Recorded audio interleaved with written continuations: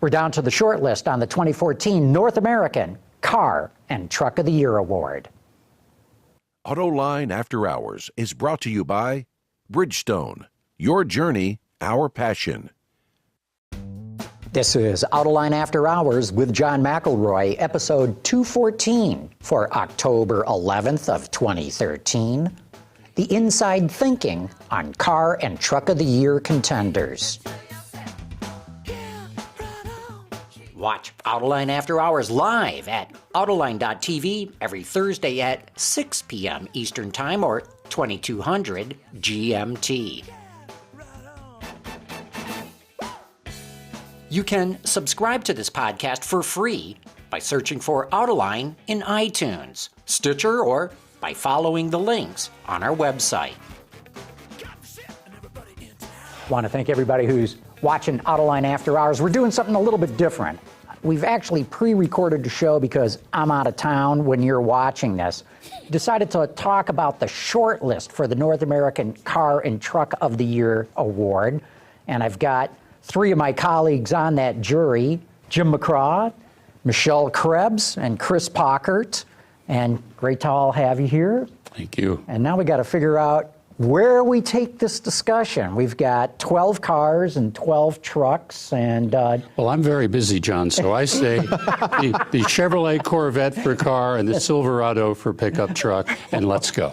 Okay, you may think that way. But we should talk about how big the list was to begin with, because we narrowed it down from... I want to say that I counted 48 vehicles. Which was less than last year. Less than last year and the year before, you know, because that's one thing that has astonished me in the prior 2 years, probably more than the prior two, is there was over 52 vehicles, which means there's at least one new car or truck coming out every single week in the American market. That's the way this industry is just churning these things out there. Don't you think that's somewhat reflective of, I mean, if you back time it to the bad times when GM and Chrysler were under enormous pressure, they had to cancel some things and move things around. Maybe that accounts in some way for the relative small size of this field. Maybe. And the GM dominance. I mean, the fact that GM is dominating the list is the fact that they postponed a lot of vehicles, and now there's this the floodgates are open. Yes. Well, as you guys know, it takes 3 years, let's say, to develop a vehicle. GM is just now 4 years out of bankruptcy, so the floodgates are opening. All this stuff, to your guys' point, that was backed up is now hitting the market. Right. Yeah, just for clarification, they've got 3 trucks, 3 on truck and utility, and 3 on the car list, and that's unmatched among any of the other brands. Right. A quarter of the nominees are from General Motors. It's really remarkable, and in some bread and butter segments, you've got new trucks. You've got the Impala, which was a rental queen for how long, and is really shaping up to be an incredible product. And the other thing, because, over the last decade, it's all been so green this and so green that, electric cars, hybrid cars, plug-in cars, not one made the final cut. Although there are some that have hybrid versions. Yeah. But they're not pure, yes, absolutely not pure hybrids, no EVs. No EVs. And the product cycle, the nature of the product cycle has apparently dictated that the giant company that lives in Dearborn, Michigan has not a single entry. None. Maybe we should read the list. Or you? Well, go ahead. Let's start with the cars, and maybe we should discuss that, and then we'll get into the trucks, and that maybe keep everything easier to keep track of. So, for the car, nominees for Car of the Year on the short list are the BMW 4 Series, the Cadillac CTS, the Chevrolet Corvette Stingray, the Chevrolet Impala, the Infiniti Q50, the Jaguar F-Type, the Kia Cadenza, the Lexus IS, the Mazda 3, the Mazda 6, the Mercedes-Benz CLA, and the Toyota Corolla. A varied group, to say the least. It's a big bandwidth there between something Toyota like Corolla the Corolla and the F-Type. F-Type. Yeah. Well, that's the thing is, early on in the days of the North American Car and Truck of the Year Award, it was all luxury cars that were winning it. And then I think the jury said, well, what are we doing this for? Of course these are good cars. They're very expensive. And I think the thinking was, why don't we make this award more informative to the general public? And so we've had cars for a long time now, cars and trucks, that are pretty much within the new car buyer's range. But I wonder if this is a year where that's going to change. Because well, and then too, we had not one but two Korean winners in a row. That never happened before, ever. But there's still plenty on the list this year, too. So, they have not. And I think there's a couple interesting, we talked about the GM domination, but I view this list as kind of some of the comeback kids, because Jaguar's been not in a good place, and now it's got the F-Type, and it's on the list. Mazda's got two vehicles on the car list. And, they've struggled a lot, too, and are kind of making a bit of a comeback. Yeah, they had the finalist last year in the CX-5 for crossover. Right. And that's a really great vehicle, but they've really gone back and fundamentally rethought the way they put together automobiles with the whole, I think, poorly named SkyActiv regime of technologies. But it's a total approach. I mean, it's really interesting, from lightweighting of the platforms to more efficient drivetrains, new transmissions, and they're really, really exceptional to drive. Yeah, and not with any kind of whiz-bang technology, just solid, basic engineering. 6-speed automatic, but a great 6-speed automatic. Yeah, but even so, Jim, you're saying Corvette. Well, it's not outlandishly expensive. It's $52,000 for your regular grocery getter Corvette, which everywhere, every time I've seen one on the road, it just has people doing this. They love the way the thing looks. There was some initial backlash from the Corvette puristi, but everybody just loves the way it looks. It goes like hell. It makes wonderful things on the skid pad. There's so much technology in the car, and it's $50,000. And value is, regardless of what the price category is, value in that segment has always been one of the things that we look at as a jury, I think. Yeah. So I think it has a very No, good it's not a shot. hatchback. No, it doesn't hold more than two people, but it's an American icon, and it's back, and it's better than it's ever been, and it's $50,000. Yes, and within the reach of still a lot of American people. Really. Well, for anybody who's in the market for an exotic, high-performance sports car, this is the cheapest one that you can buy, really. And not even just cheapest in terms of base price, but if you look at the options, I mean, if you go to the Germans, they charge you, they nickel and dime you for everything. If you want, leather-covered air vents, they'll charge you $500 for something like that, whether it's Porsche or BMW, and there's not much standard equipment. But with this car, it's got a lot, and then you can get the packaged like an American car is packaged. Normal, routine, check this box. You get all of these done. Yeah, and then look at the Z51 performance package. I mean, you get dry sump, you get bigger brakes. It's amazing the amount of technology you get for, I think, what is it, $2,300? It's a remarkable buy. For the weekend racer, that's the one. Yeah. And the puristi, as you call it, didn't like it because it doesn't have those round tail lamps. And I saw... get over it. I know. I saw somebody who did an artist's rendition of what it would have looked like with round, and they said, see, this is what we could have had. And I thought, dang, I like the real one better than the one with this round tail lamp. Well, there's so much going on with the rest of the design, and there's more surface development of this car than there has been in Corvettes in many generations. And I don't mind the tail lamps. I tell you what actually throws me off about the back end. It's the exhaust pipes. They're the only round elements back there. They're huge. They look like howitzers. And they just, they don't quite fit to me. The one thing I find, or that I think will be interesting, is there's so much going on with this car, especially with the Z51s, with the vents and all that stuff, is A, how will that design age? And B, how will they, denote higher performance models when they inevitably come out? Because there's just so much to look at already. Mm-hmm. So, Michelle, you mentioned Jaguar. How does the F-Type stack up against the Corvette? Well, it's certainly a breakthrough car for Jaguar, being, a totally new model, first since, the E-Type. But I still think maybe it might be too niche-y for our jurors, perhaps. And it's in the stratosphere of, we were looking at the price. The base price is $69,000. And I'm sure you can't get one. is more like 100. 81, it starts at 81 and goes up from there. And I would say that it's actually not of bad value relative to the rest of the class. Again, we're talking about the Germans before and how they nickel and dime you. And those cars come standard with stuff like power seats, navigation, and keyless access. So it's well equipped, and it's a gorgeous car, but it is really niche-y. And frankly, I think it's an automatic only, and it's all aluminum body, aluminum chassis, but it's not any lighter than the competitors, so I don't really know where that weight went. Yeah, you're right. It's not that light of a car, not for having so much aluminum in it.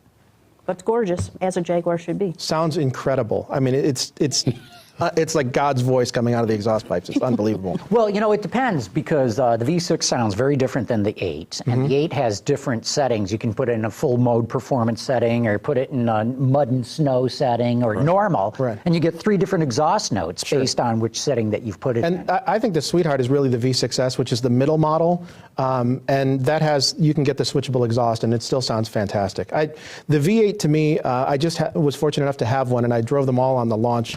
And it's almost just too much car because it's not a particularly small car. And, if you're just going to drive it on the street and it's really not a track car, V6S. Yeah, that's what everyone's saying. The V6 seems to be a better balance than having the 8, even though the 8's got gobs more power to it. So the top management didn't elect to go with an inline 6 this time around. I think there's an interesting car on the list, the Mercedes-Benz CLA. Now, I haven't driven it, as I've not driven quite a few of the cars on the list, because we talked about that there are a lot of vehicles coming in late this year. I think it's going to be interesting to see. The reviews so far have not been great on that car. Not very good, no. And, I think it's too cheap, essentially, right? You remember the ML when they ventured into the SUV business? Yes. It was a pretty terrible vehicle. It was built to a dealership window price, in letters this, numbers this big. And you could tell as soon as you got in the truck, oh, there's mouse fur all over the place. What did they do? And it was just not very good, but they built it to a price, and they have to have done the same thing. $29,900 for Mercedes-Benz. And let me tell you, when they advertised that on the Super Bowl, we saw the shopping consideration. People were coming to our website looking at that car, and have for many months. So I'm real interested in seeing what happens once the reviews are out there, and you're seeing some of them now that aren't so great. It made the short list. Yes, whereas it did. Mercedes is coming out with this new S-Class, which is just this tour de force from a technological standpoint. And it didn't make the list. I think that goes back to the point about the relevancy to the general consumer. I mean, this is a car that, as you said, everybody's interested in. The S-Class is in the stratosphere as far as price goes, especially for an award like this, where it's $90,000 with nothing in it, and you can very easily push it to $120,000, $130,000. It's an incredible car. I've had the chance to drive it. The amount of technology and the amount that they've taken from Maybach and they put in the interior is really something special. But is it germane to the average American car buyer? Probably not so much, unless you look at that car and think all those things that are in that car, from the semi-autonomous driving technology to the perfume dispenser, probably going to be in mainstream cars in 15 years. Yeah. And the CLA, God bless it, I think it looks really, really good. You put it on a turntable and look at it, watch it go around. It's got beautiful lines. And if you're coming out of a 5-year-old Dodge Charger and you've aspired to a Mercedes-Benz of some kind, and you say, well, okay, it's got this package and this package, and it's only $34,000, but it's a Mercedes. Then you climb in it, you don't know that the mouse fur is not the usual run of C-Class, E-Class, S-Class interior quality, because you've never been in one before in your life. It's a conquest car, conquesting from other... Exactly. Oh, I'm sure it will be. I'm sure people that are just looking at everyday family sedans, when the mileage is good, the power rating is good, the acceleration, the numbers are all there. I think it's maybe just falls down from what I understand in the experience of actually driving it. And how much is the performance one? Well, that's going to be a lot of it.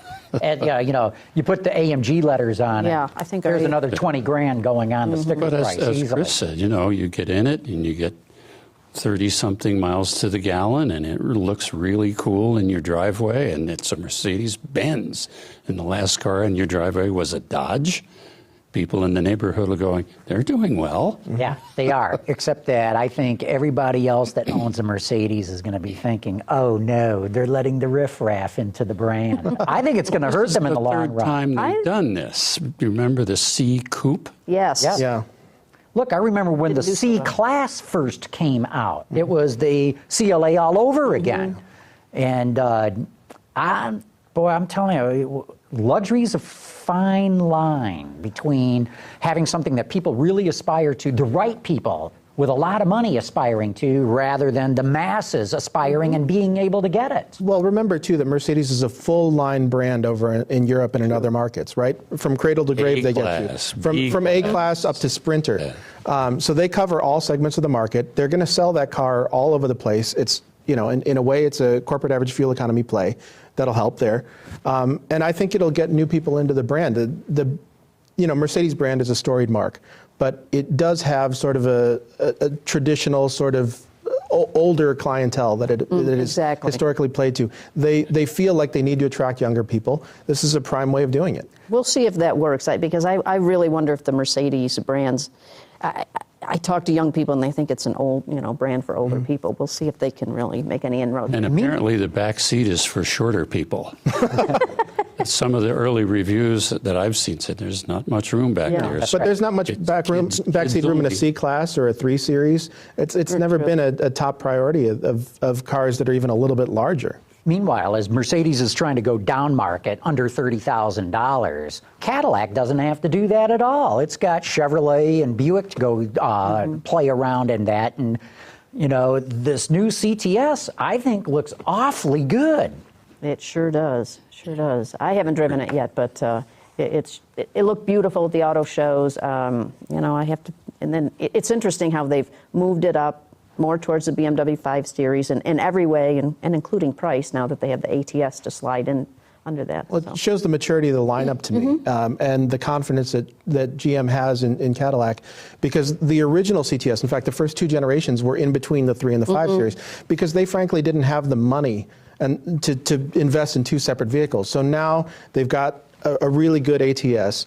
Which was last year's winner, by the way, we should note. Yeah, right. And now they have the ability to push it up market and try and command more money for it. And it does look like a really nice vehicle.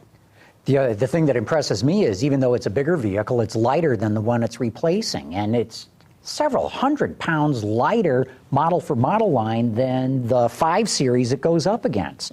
So it's not only a good-looking car, they've done some really good engineering on the thing. We had David Leone last week from the executive chief engineer on the car talking all about it. And who's been with it through the whole, he's been through with Cadillac for so long and through all the generations. So remember, exactly right. We were all together with him when he said we went all over the ATS looking for grams, down to gram weight saving level.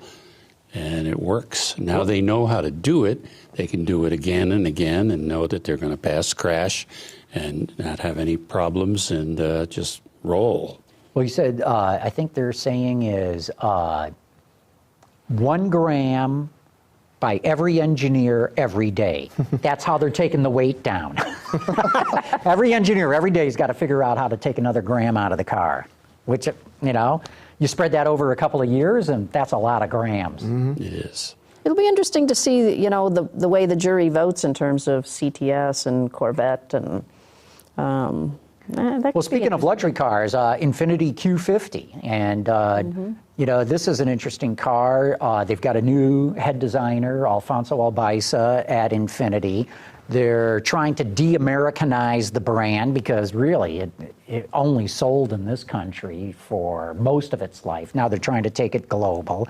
Renaming everything. Renaming everything's Q. Yes, right. Q or QX if it's an SUV. So. And only V6 and V8s. Think about that. Not much in the way of turbocharging and DI and all of that. Do that. I've driven the Q50, and it's an interesting vehicle, in part because we've always liked the G37 because of the way it drives. Which it replaces. Correct. And the standard car still drives like a G37, but one with a nicer interior, I think more dynamic looking. It's a really nice car. And then if you start to load it up on technologies, they've got the first steer-by-wire system in the entire industry in a production car. And, they claim that it, filters out road noise and disturbances and tram lining and all that sort of stuff. And I suppose it does that, but it also filters out all the feedback that you're supposed to get. What Infiniti was known for from the beginning. I think you're being too harsh there. It filters out a lot. But you get feedback through the wheel. However, I will say I spent a lot of time in both the steer-by-wire car, and you can get a normal with a shaft to the wheels kind of a thing. and the regular normal to the shaft car does feel better. It's better. And I think it's also interesting that they're keeping the G37 on the market with the name G37, despite the fact that all the other cars have switched to this new Q naming scheme, in part because they still don't have that entry-level engine, and they're seeing a lot of action around the low end for the 3 Series, like the 320i, and they need a car to compete there. So they're bringing out a successor, but they're keeping them both in the showrooms Hedging their bet. for a couple of years. It's really unusual. It's probably not a smart move, but sometimes you have a great strategy and you don't have the hardware to quite pull it off yet. So I understand what they're doing, but I don't think it's a good idea. Yeah. I love the way it looks. The Q30. Or Q50. Q50, excuse me. Everybody else doesn't seem to be able to do bulbous, and I mean that in the kindest possible way. It just has this amazing front to rear flow to it.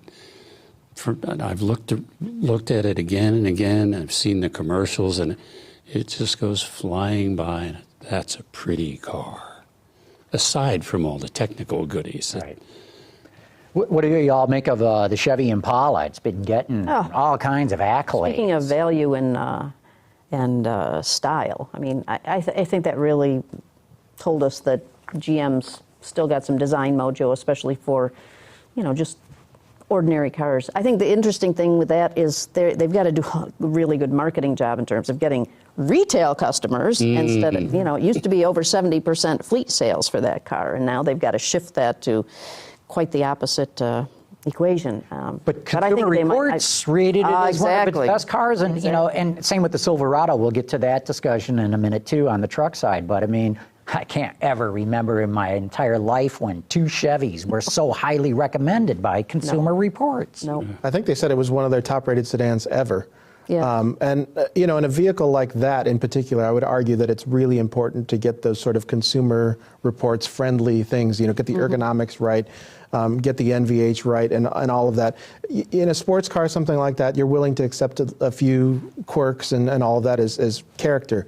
But in a car like that, you really needed to sort of be by the numbers good, and I think that car is. And it's beautiful. Really quiet at 80 miles an hour on the freeway. I don't know how they did it, but it's just a wonderful piece to take on a long ride. It's the family sedan. It's a terrific car. It's not in a segment that doesn't do very well. I mean, we talk about EVs and hybrids being a niche part of the market.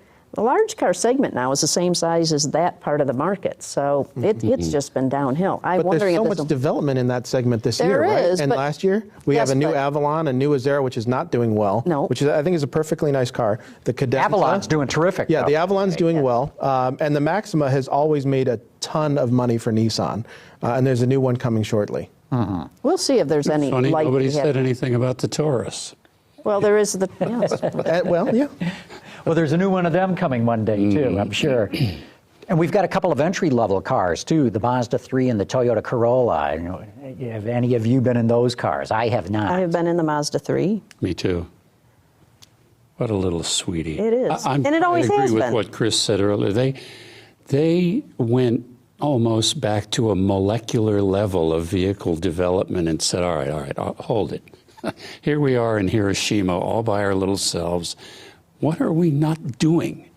Let's talk about I'm an engine nut, as you know, and the whole badly named Sky Active thing has nothing to do with the sky. No signals come down to the engine from a satellite, and there's no active suspension or anything, but they call it Sky Active. They did such a great job redesigning the internal combustion engine to operate at very high compression ratios. In Europe, it's 14-to-1.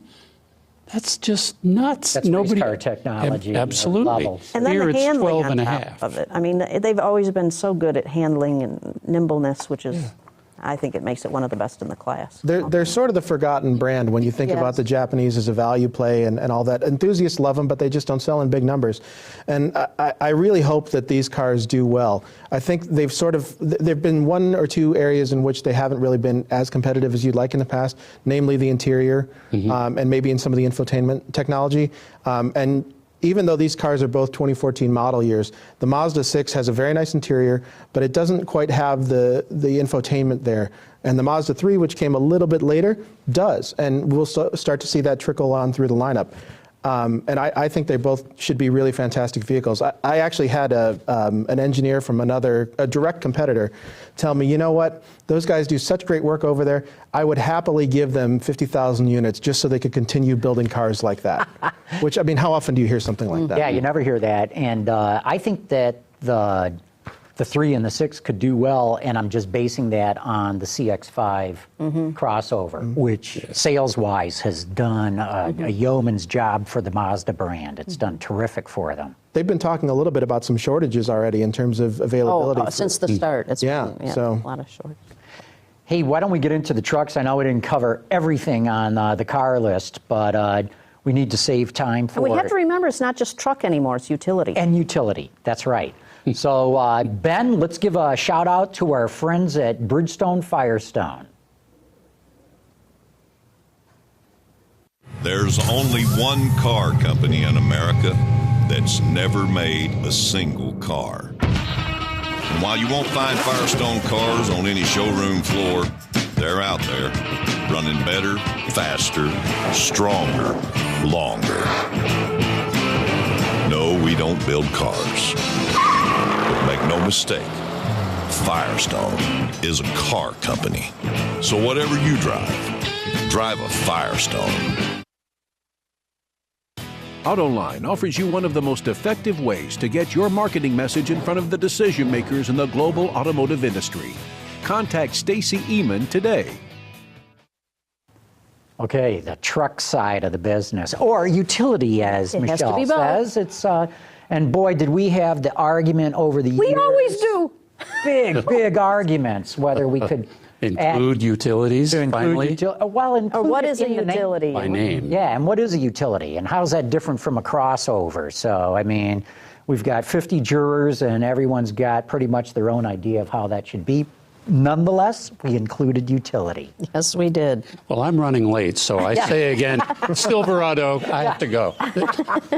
It's the only truck in the running. And and the jury tends to like real trucks when there is one to Ram won last year. So I think it's probably a pretty good bet. Wouldn't surprise me at all. I think it's interesting that when those two vehicles, the Sierra and the Silverado came out, and both are on the list, by the way, when they came out, we all looked at the spec sheets and all of that, and we looked at the design of the vehicles, and we're like, did they really do enough? Because we've been seeing a lot of innovation in terms of forced induction in power plants, in suspensions, and all of that, and they didn't seem to kind of work on paper. But then you get in one and you see the refinement, you see how quiet they are, you see how mature the ride is, and you see that they get good fuel economy and they deliver the payloads and all that. It's a much better vehicle than it pencils out as. It doesn't raise the bar hugely, but I think it does enough. Well, and that's going to be interesting because we'll see next year when the F-Series comes out. Right. Well, there's an F-Series coming out. They didn't come out with a diesel or a multi-speed transmission. No turbo to counteract, EcoBoost and Ford. So I mean, it's a very impressive vehicle. I agree that I'm not sure it raises the bar though, because the Ram is a really great pickup. The F-150 is behind in cadence, and I don't know that it's fair to really compare it to those. Although consumers can and should look at everything. So I don't know. I mean, I think there's some room in there for some other vehicles. Well, to me, I even today have a hard time looking at the new Chevy Silverado and going, is that the new one or the old one? Yep. And I have to look for the notch in the chin spoiler, and I got to be able to see the little footstep in the back. The footstep, or the windshield wipers down below the collar. I shouldn't have to be looking at stuff like that to find out if this is the new one. Now, exactly what you guys said. You get in and you drive it, and I've driven them all, both, back to back, the old one, the new one, the old one, the new one, the old. The new one is a much better truck. Absolutely. There's no question. But there you go, John. Subtlety has arrived in the American pickup truck. I'll tell Hidden wipers, and they did at the launch. They talked an awful lot about aero. I mean, when you have something that big, it's like the Cadillac engineers going around looking for grams. The pickup guys are looking at aero counts everywhere they can. I'm sorry, this is a great mirror, but it's way too big. The new ones look like locomotives because they sit so low to the ground, but they're huge. Yeah. I had one with, it was actually a 4x2, but with the off-road suspension package, and I was shocked at how low it was. And it's primarily that removable chin spoiler. But it is surprising how much they're putting aero into these trucks. But we've seen this happen before when the same company with different brands puts two vehicles out there. So we got the Silverado and the GMC Sierra. And I think that's going to split the vote and hurt both of them.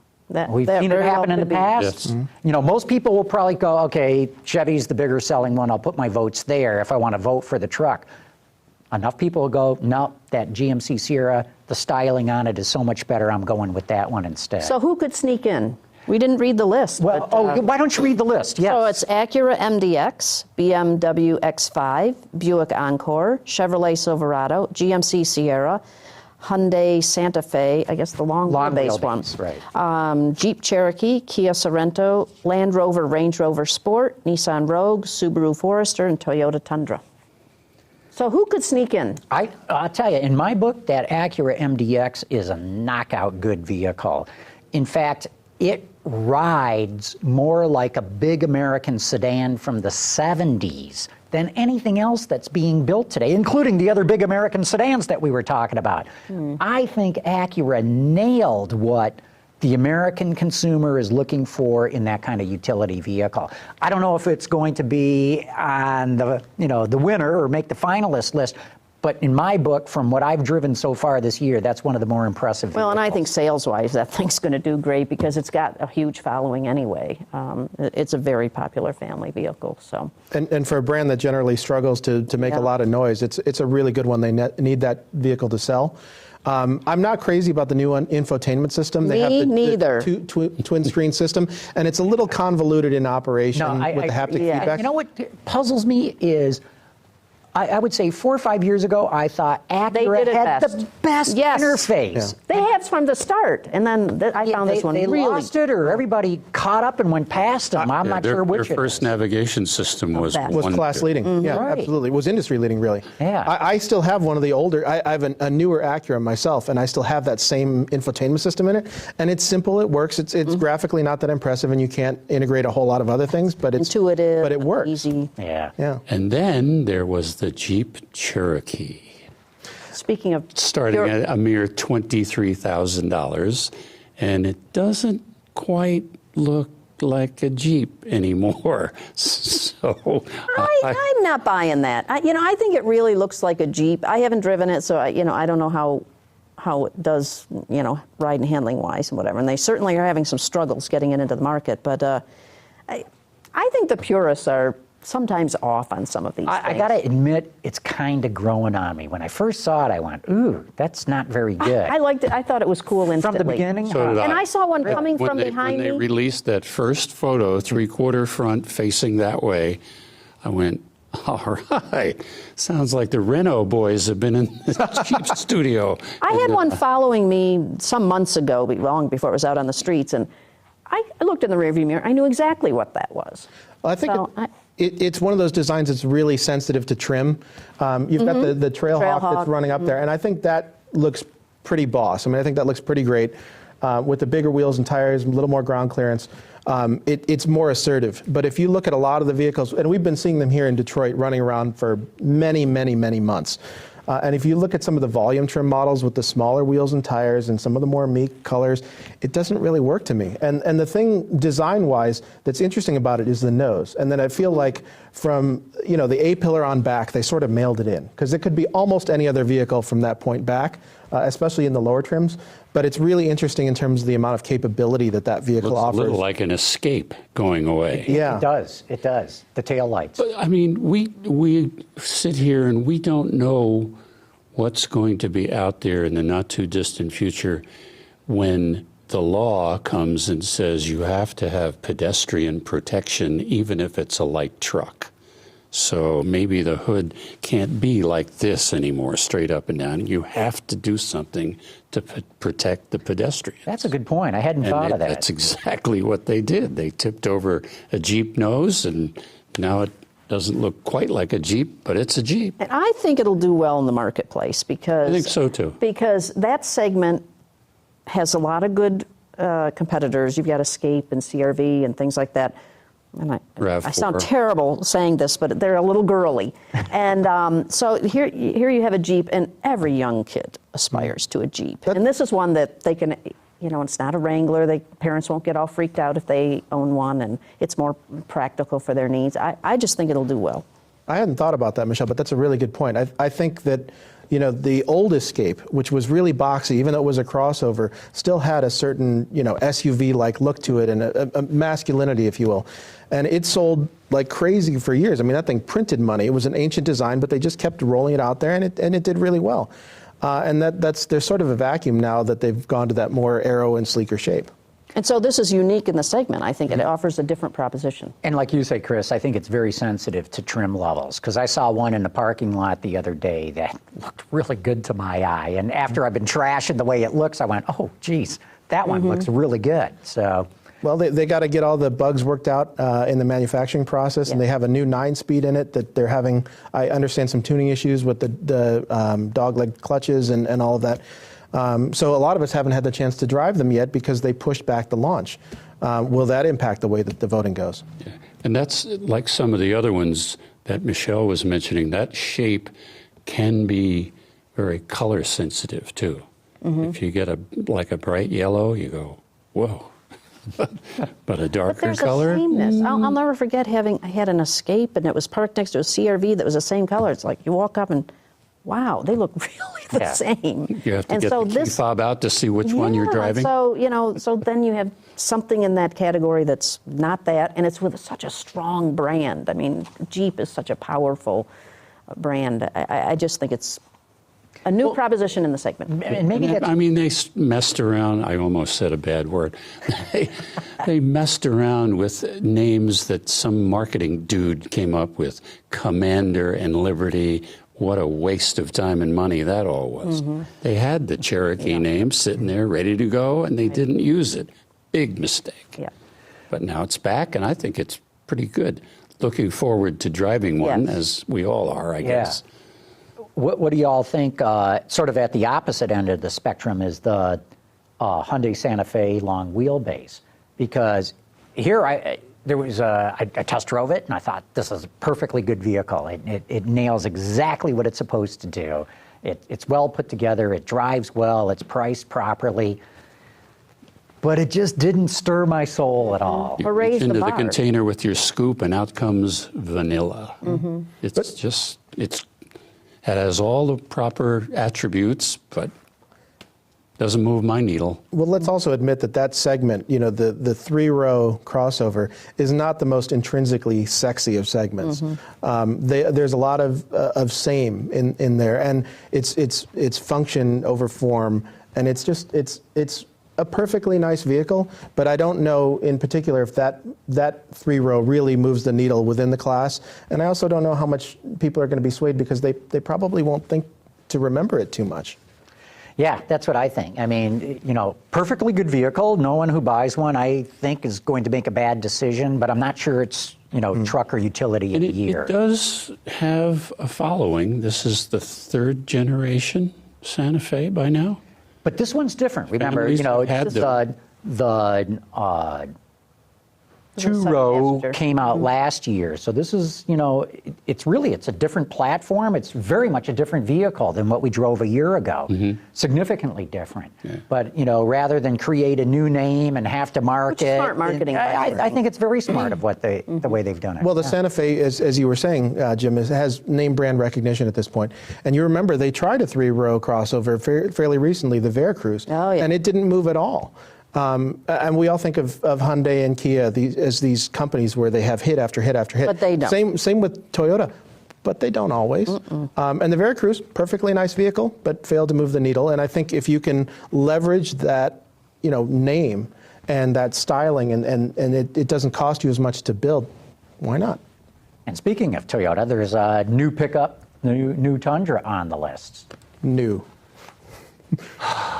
Ugliest pickup in history, made by anybody, anywhere. Wow, that's harsh. Oh, I thought that was the old one. Somebody somewhere in the design center said, if 17 bars across the grill is good, how about 30? It just keeps climbing up and up and up. I'm sorry, I don't care for it. I wouldn't own one of those on a bet.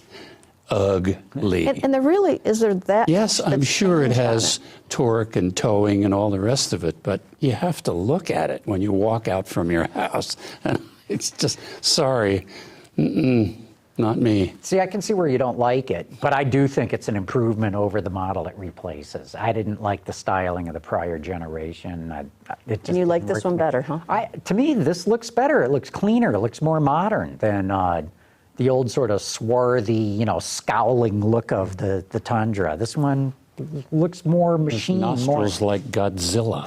I actually I'm going to agree with John here. I think it does look better, but it doesn't really move the needle. To me, I'm a little surprised, honestly, that it made it on the list, and I think it's one of those provisions that since not everybody has driven everything, we gave it the benefit of the doubt, which is what we are instructed to do to get to this point on the list. But the fact is, there's really no new driveline technology. All they've done is a facelift, and it's a facelift on a vehicle that has been largely uncompetitive, both in terms of payload and dynamics and sales. So I think it's kind of a red herring. Interesting way of looking at it. Subaru Forester. I'm driving one right now. It's a good vehicle. It is. It is. But is it utility of the year material? Not so sure about that. Yeah, I'm not so sure about that either. No. There's so much what I like about the Forester. Always the all-wheel drive capability, the fuel. It's got a CVT, gets terrific real-world fuel efficiency in it. So much stuff in it. You can pack a lot, and the all-wheel drive system. I mean, they gave us this one demonstration where you had to clamber up this slippery ramp that they were hosing down while you did it, and this thing just walked right up there like it was nothing. But on the other hand, I've never really liked the styling of Subaru vehicle. Oh, here we're going to go up the ramp here. Ben's running this clip, and so it's a very low mu surface, and you can see the wheels. They make you stop and look, and the thing even starts to slide back down. That's how slippery it is, and then they tell you to go, and it's like all these wheels are going at different speeds, and it just walks right up this ramp. It's really impressive, but again, I don't think the styling is anything to write home about. The interior is very plain, But Subaru has been amazing. I know it. I know it. Like Honest people. And they did decades. not notice there was a recession. They just marched through, and year after year after year of record sales. I had an XT about 3 weeks or so ago, and I just loved it, just driving it around, knowing that if the floods came, I'm getting home. Not a problem. Not that I go off-road a lot, but I mean, and that's why you buy a Subaru. One of the essences of Subaru's whole ethic. We will get you home, or we will get the kids to school and back, no problem. And to the antique shop. And that's one of the cool things. They sponsor the Antiques Roadshow, because they know their people flop the seats down and buy desks every weekend. It's as honest as the day is long, and it's $23,000. Let me check my notes. $22,000 to start. Yeah, it's hard. They'll sell a ton of them. When you start rolling in value into these trucks here, I agree. What the initial remarks about the MDX, boy, is it slick and wonderful. But it's $20,000 more than the Subi. Yeah, different kettle of fish. I mean, I think to it's John, way more luxurious inside. But if you need a mom-mobile for your family to operate, that's going to be here 25 years from now. Right. Hard to beat. I mean, their long-term durability is amazing. They just run and run and run, and I love it. I think it's really neat. But it's in the same running as the Silverado. Yeah. We know how you're voting. You already chose that. Well, how about the Buick Encore? That was shown at the auto shows a couple years ago. That was very controversial. People thought it wouldn't sell. It's selling very well. I don't think that it's of the year quality, but I think it's been an interesting entry into a segment that really didn't exist, and I think we'll see more and more of those kind of very small, very premium kind of vehicles, and yet that's got a very affordable price tag as well. Yeah. It is. I don't think it's a premium enough vehicle. Yeah, the engine's pretty sluggish. And the back seat, the front seat's not too bad. What the driver looks, sees, and touches is not bad. But you get in the back seat, and boy, you could see where the value analysis engineers had a field day. They took a lot of cost out of the thing. Well, and remember, too, it plays as other vehicles in other markets. I mean, it's the Chevy Trax, it's the Opel Mokka, lower-end vehicles. And the underpinnings are not the same, but shared with the Sonic, right? It's on the small, wide architecture. So at least the learnings are from that, and the drivetrains are from that. So I agree, Michelle, it's underpowered. But I think it's really interesting where I think most of us journalists sort of were like, well, I don't know how well that's going to work out. But I knew it would, because I think it's aimed at an audience like me. Yeah. Empty nester woman who, wants something small to get about town. I had a lot of women interested in that when I drove it. So. Yeah, it has all of the Buick-ness from the back of the front seat all the way to the front tip of the hood. It looks like all the others in the showroom. It's got Buick-ness. I think they did a beautiful job on the interior, and if you don't have to be in the back seat. Well, and I suspect not a lot of people do ride in the back seat. I bet it's driven by Mostly. one person. But Buick's a red-hot brand right now. They're doing terrifically well, and the Encore is a reason. With all their new products. With all their new I was products. just going to say that. The because Regal the Regal cannot. The Regal can't get out of its own sales way. And it doesn't help that they, introduced a car like the Verano that's pretty close in size on the interior and the exterior, and it's a better car to drive. Yeah. And I think they reached a little too far too soon in terms of price on cars like that. They've been able to transact well, I think, with the Encore because it's a different type of vehicle, but I don't think Buick as a brand has cachet yet. I mean, they want to be that sort of near premium wasteland that has like parts of Acura in it and all that. Lincoln. But it's, but Lincoln wants to get out of there, and these well. guys are just trying to get in on the ground floor. And frankly, I mean, it's a perfectly fine vehicle, but the Regal's not terribly exciting. Two other vehicles then on the list: the Kia Sorento and the Nissan Rogue. And then the BMW X5, we haven't said. We haven't talked about that either. Or the Land Rover. Or that. Oh yeah, Well, there you go. Well, yeah, there's a number of them. Okay, Where do you want to start? X5 looks just like the last one and the one before that, And most the one of it's before the that, same and the on- one before that. Yes. Which was a Where's breakthrough the new vehicle when it technology? came out. Where's the 9-speed? Where's, I don't know. They didn't need to. I mean, they've got top of mind, with the luxury crossover shoppers. It sells real well. I'm sure it makes a ton of money for them. It's built here in the States, and Not the X5. The X3 is built here in the States. oh, I'm sorry. Yeah. And I think that they've got that pretty well sewn up. They didn't need to change the formula a whole lot. I suppose they didn't, but So, it's always well, been a big, heavy vehicle. Corollary to that is what the hell is it doing on the list? Yeah. But it's basically a new vehicle. It just happens to look the same. I mean, the same thing could be said, for the Kia Sorento, which looks almost exactly the same. Yes. And people are referring to that as a facelift. It's not. It's a whole new platform underneath. But It doesn't you look at it, feel and it that. doesn't look like it. Doesn't Yeah. feel it. I'd agree with that. Well, it's pretty apparent that there's as much craziness going on the truck and utility side as there is on the passenger car side this year. Lots of ups and downs and ins and outs. This is all going to be very interesting when we Well, get and to the again, next level. part of it too is that we're still a little bit early in the process, so I know there's quite a few of these I haven't driven yet. And next week is our big drive, so we go out and test The drive whole everything. jury, or much of of the the jury jury. gets together to drive all these vehicles. And I don't know if Going your to hell, audience. ladies and gentlemen, it just happens to be in Michigan. Go figure. No. And then, we should remind, anything can happen with the way we do the points, because we assign we have 25 points to assign to cars, 25 points to trucks, and that can, And you can only give, 10? 10 most, 10 max. Only one vehicle Of your get- 20, you have to vote all 25 points, but you Yes. can only give 10 to one vehicle. Right. So that forces us to spread our votes around, and it's whoever gets the most points wins. And it's a pretty good system. And it's, this is our 20-something, 23rd really? year. And when you see all of us in one room at the same time, which very rarely happens outside of an auto show, you say, well, there's John. He's from Minneapolis. He's going to have a certain set of values because he's from Minneapolis. And then there's a whole cluster from here in Detroit. And then there's the LA contingent, and the Northeast South Florida guys.